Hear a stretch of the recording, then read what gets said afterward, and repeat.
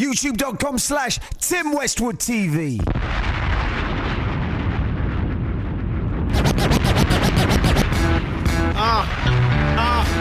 I'm at the win location. Where we at? Mind you, I'm a Luke boy. I've been raised through Luke. Oh, absolutely. Now, Luke is back in Miami. He the king of Miami, Uncle Luke. And then it's crazy because then people got to watch like the U documentary to really understand how Luke had his hand in this city. Yes. And one thing Luke told me when he signed me, this was in 99, 2000, he said, one thing about you being Cuban in Miami, you can actually be the mayor of this city one day. Because if he got that far in the city and doing what he did, right? Yes. Okay, well, being raised through Luke and seeing everything that I've seen with Luke going on tour in the strip clubs or the script club, you know, the script. made up. I'm not going for the stripper.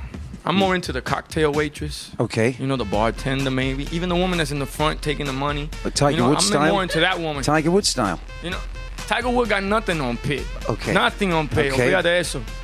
Okay, poor Tiger. He should have just came out and said, look, man, my life, dog, is what I do. Yeah. And then go out on the field on the golf course. Bam! Pow! Say, all right, play with it. Okay, that buddy. Now line up another 8. For people that don't know, though, Luke, you know what I mean, this is like the second generation of Miami, what people are seeing right now. But Luke had Miami on Smash. You know what I mean? They was on the front cover of the cover they singles with the hurricane jackets and the what was that cover they had? That was Nasty As They Wanna Be?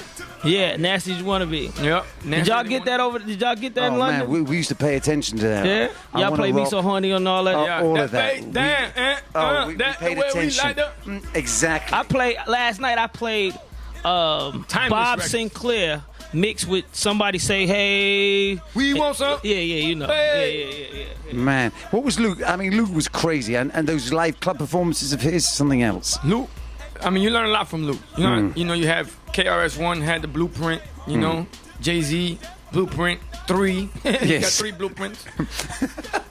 That's a lot of blueprints. They had a 2.1 as but well. Luke is the blueprint. Yeah.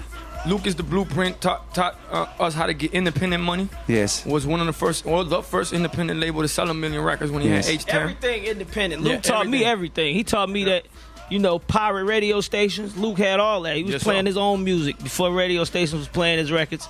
He showed me that you could get your own radio station out here in Miami, just steal the air. One time, Luke, Uncle Al, rest in peace. Yes, Luke was serious, man. You know what I mean? And it was, for me, I was from Atlanta, so I got it secondhand after Pitt. But I mean, I felt like I was getting it. You know what I mean? It was, and then it was the Jam Pony Express too. Jam Pony. You know what I mean? Jam Pony Express was big out here when that Luke situation was crazy. You know what I mean? It was a serious movement for the early 90s. You know what I mean? And late 80s. Yeah, I think, crazy. You know, everybody that get money independently in the game, you know, let's say Cash Money, let's say No Limit when P was doing it, you know, and at that time was really what, Luke and NWA. Yeah. And then, you know, Ice-T and the whole thing. He's really he went and fought for us to have the parental advisory stickers, for us to be able to say what we want to say on records and do what we want to do. You know, freedom of speech. Know what I'm talking about? Oh, man, tell me. No, about y'all. Yes. Now, with Luke, when you were signed to his label, what was it like? How old were you? 18. Okay, so you was having a crazy time? 10 years ago, yeah. Oh, yeah. Getting loose. Luke, let me tell you something about Luke, right? This is what Luke does. He puts you in the fire, and he lets you figure it out. Little by little, he'll drop jewels here and there, and either you listen or you don't, bottom line. It ain't like, you need to do it like this, because this need to happen like this. No. We're going to go out, and you're going to have to figure this out. And as you go along, he teaches you, you know. For example, we went to North Carolina, my first show, 10,000 folks out in Charlotte. Wow.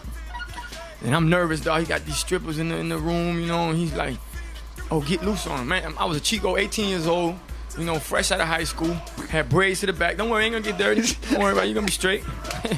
You straight, baby, like 9:15, straight. Shoot, don't worry about it. So, we go to North Carolina. And since I'm nervous, I'm like, hey, you know, can I get some beer right quick, Luke? He said, yeah, no problem. This is his favorite thing. Knock yourself out, Chico.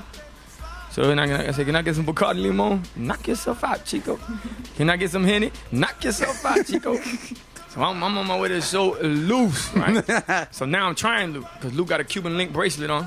And I'm like, dawg, you ain't Cuban, man. What you wearing a Cuban link bracelet for? He said, you know what? You right. Here you go. You can have that. Boom. Give me the bracelet.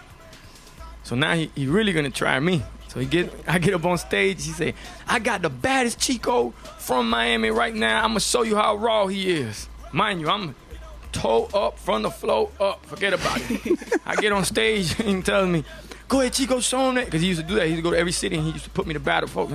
He said, show him how bad you are, Chico. I get on stage, I did like this.